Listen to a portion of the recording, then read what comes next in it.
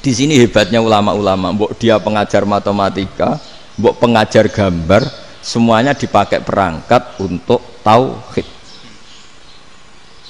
Ya, itu kan juga bagian dari Islam damai, Islam yang sangat tidak perlu perang untuk orang dipaksa Islam. Nggak perlu provokatif kayak tadi pidatonya rektor jenengan tadi. Jadi ciri utama ilmuwan tuh kalau ngomong datar tapi logikanya nggak terbantahkan, itu ciri khas ilmuwan. Kalau ciri khas politikus kalau ngomong itu keras, provokatif lah kira-kira gitu. Tapi isinya biasa. Nah saya berharap nanti semua profesor doktor itu datar tapi isinya kualitasnya bagus ini. Mentes.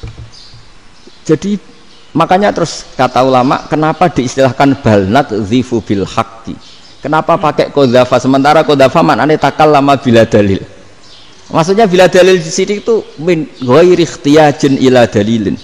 Kebenaran itu memang nggak butuh dalil. Apa kita perlu dalilnya apa? Buktinya apa? Kalau 3 itu cabang dari 1. Wong gendeng yang takut gitu pas orang gendeng.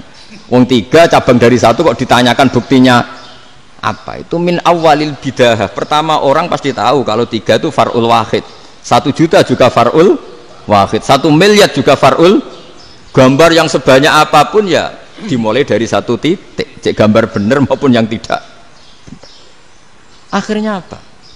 Ulama dulu itu sebegitu rileks nerangkan tauhid. Lalu kenapa asma ini yang ya ini kan khas NU ya, khas pesantren. Sebenarnya saya keberatan pakai istilah khas NU, pakai khas pesantren karena NU itu anaknya pesantren, jangan dibalik pesantren anaknya NU karena sebelum ada NU itu ada pesantren. Tapi kayaknya Unisma lebih suka pakai bahasa NU dan saya ya agak orderan yang terpaksa disuruh ngomong. Ini agak apa ya, agak kacau sebetulnya ini agak kacau. Jadi NU itu sama pesantren itu tua pesantren. Jadi NU dilahirkan pesantren, bukan dibalik pesantren dilahirkan NU. Sehingga barokahnya didirikan pesantren ini, kadang nyuwun sewu sekali berbahashim itu kadang ide besar beliau itu ora dituruti wong NU. Jadi Mbah Hasim cara kula kok dadi Mbah Hasim ya mangkel. Mbah Hasim itu ngarang meno kentong. Nggih ngarang meno beduk, tapi wong NU nganggo kentong.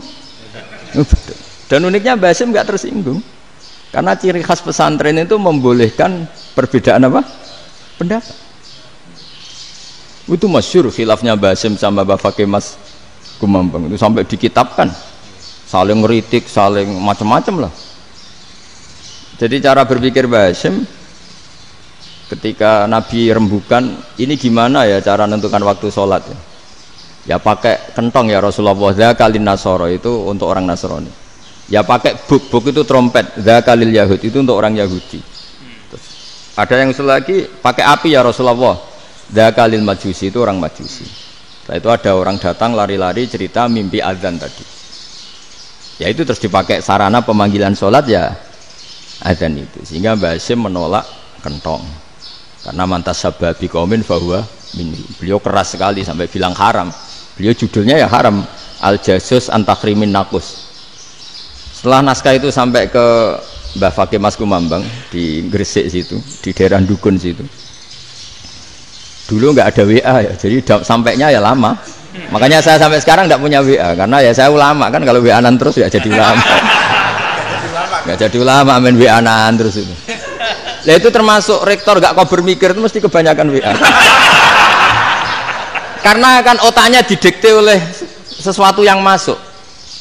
Sesuatu yang dilihat itu kan pasti mendikte kita.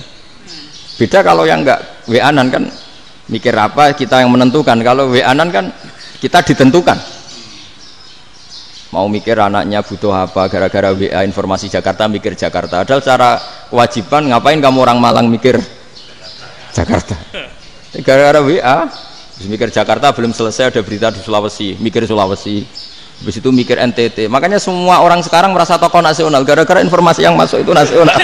Jadi Masio RT yang mikir gimana Gus Indonesia kok? Ada RT loh. Sampai lupa kalau dia itu RT. Jadi semua orang sekarang merasa tokoh nasional. Dan itu gara-gara apa coba? Akhirnya semua orang juga punya ide tentang nasional. Harusnya negara itu gini-gini. Jebule wonge sing duwe ikon iku sapa? RT. Ribet kan? Saya teruskan, setelah naskah itu sampai ke Kiai Fakih Mas Kumambang, beliau itu marah besar. Ini harus dilawan, dan saya bukan karena benci Mbah Hasyim. Beliau teman saya ketika ngaji Kiai Mahfud di Mekah. Jadi Mbah Fakih dan Kiai Hasyim itu teman ketika ngaji di Mekah. Terus cara ngelawan tuh lucu, gak ilmiah, tapi gak ilmiah wong alim tetap ilmiah. Di mana-mana serupa itu tidak sama. Ya kalau mungkin zaman Nabi di Madinah itu, zaman itu kentong itu identik dengan milik Nasrani. Di Indonesia beda.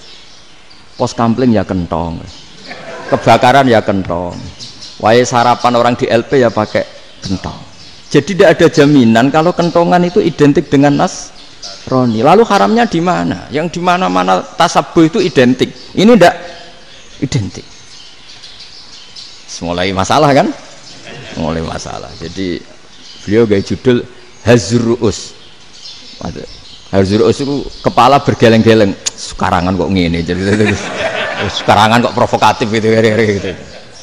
Nah, dan itu Mbah Hasyim ya hormat Mbah Fakih hormat Mbah Hasyim. Saya sendiri secara pribadi itu lebih suka pendapat Mbah Hasyim sebetulnya. Karena bagi saya sholat itu sakral, ya sudahlah kalau sakral ya dipanggil dengan sesuatu yang sakral yaitu kalimat thayyibah azan. Tapi saya tidak akan bilang kalau kentongan itu haram. Karena kalau haram alasannya mirip orang Nasrani, sementara pos kampling ya pakai kentong, ada banjir ya kentong, ada kebakaran ya kentong. Jadi tidak identik untuk misa atau untuk sholat ala Nasrani. Tapi itu dulu ya rileks saja, dua beliau itu ya saling menghormati, padahal saling kritik.